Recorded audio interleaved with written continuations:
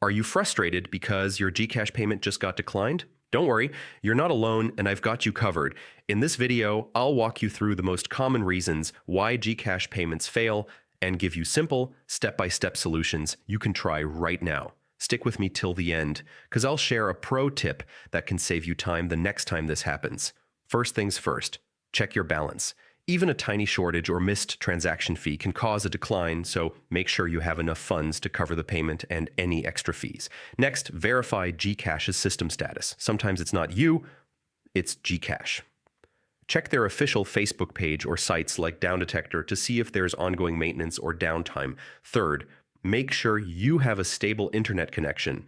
A weak signal can interrupt the payment process. Switch to Wi-Fi if you can, or move to a spot with stronger data coverage. Fourth, update your GCash app.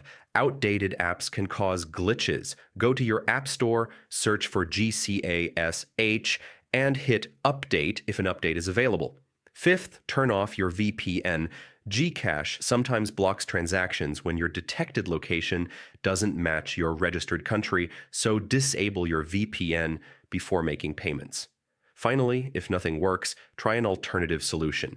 Use a linked bank account, another payment method, or simply wait a bit and retry once the system is stable.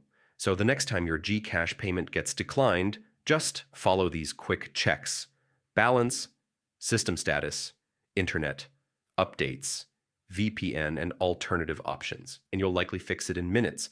If this video helped you, hit the like button, subscribe for more helpful guides, and share this with someone who uses GCash daily.